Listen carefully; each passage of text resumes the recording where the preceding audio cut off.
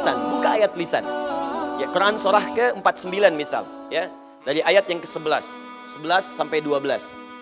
Iman dulu. Kalau tadi dipisah langsung laki-laki, perempuan, detil. Sekarang disatukan untuk semuanya. Kalau Anda ingin menggabungkan keduanya, maka gunakan huruf alladzina. Alladzina disebutkan 1080 kali dalam Al-Quran. Ya, alladzina ismun mausulun yadullu ala al-'amiyatil jama'. Isim mausul konjungsi, huruf yang menunjuk pada objek keseluruhan tanpa kecuali. Nggak ada batas, laki-laki, perempuan, besar, kecil, tua, muda. Makanya kalau sudah ada alladzina, sudah mencakup laki-laki dan perempuan. Ya ayyuhalladzina amanu, hai orang-orang yang telah merasa punya iman. Semua laki-laki, perempuan, tua, muda, besar, kecil, kaya, cukup, semua. Disebutkan 68 kali dalam Al-Quran kalimat ini. Ya, saya panggil kalian, baik kalian sedang dekat denganku, sedang menengah, sedang jauh. Harfun nida lil qarib mutawassit wal ba'id, memanggil semua jarak. Ayyuha, ya disebutkan 361 kali dalam Al-Quran.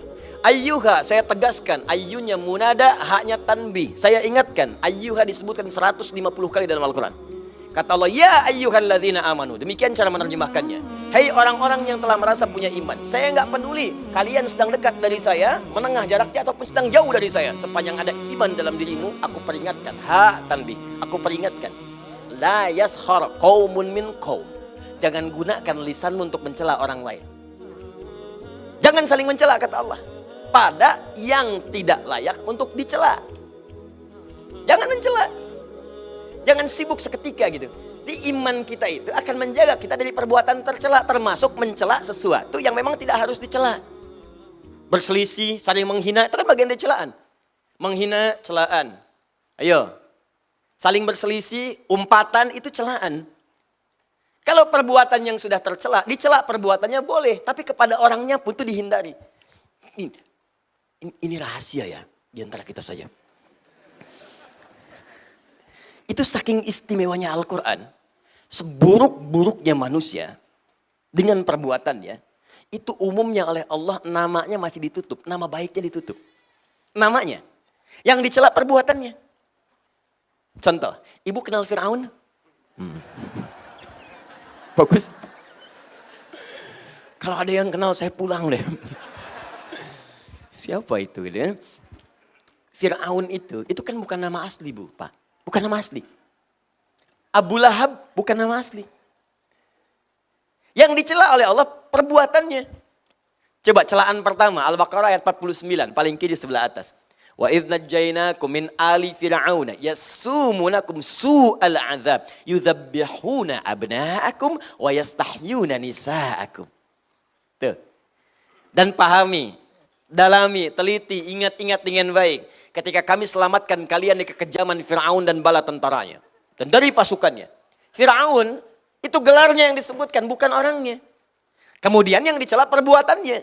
Yasumunakum su'al 'adzab. Yang menyiksa kalian dengan siksaan yang sangat dahsyat. Apa diantaranya? Yudzabbihuna abna'akum wa yastahyuna nisa'akum. Dia tugaskan algojo untuk mendampingi setiap perempuan yang sedang mengandung hamil. Begitulah laki-laki banting ke tanah, sembelih di hadapan ibu yang baru melahirkan dia. Fir'aun. Fir'aun.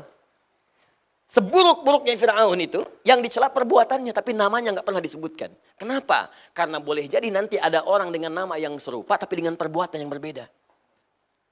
Gak semua orang dengan nama itu bisa berbuat yang serupa. Ya, mohon maaf. Ada orang misalnya namanya Ali. Ada dua Ali. Ali satu, Ali dua. Ali yang ini misalnya pernah berbuat jelek. Ali yang ini misalnya pernah mencuri. Ali yang ini kan tidak. Ketika Anda celak dengan namanya Ali, maka Anda pun akan melibatkan celaan itu pada orang lain yang belum tentu mengerjakan perbuatan serupa. Itu indahnya Al-Quran. Jadi kalau ada orang berbuat salah, jangan orang yang dieksploitasi. Tapi perbuatannya yang diperbaiki. Makanya dalam hukum positif pun termasuk di Indonesia, kalau ada orang berbuat salah, pasti yang disebutkan inisialnya. Tersangka AM. Tuh. Ya, jarang kan menyebutkan nama orangnya? Ya, tersangka UMR. Gitu kan?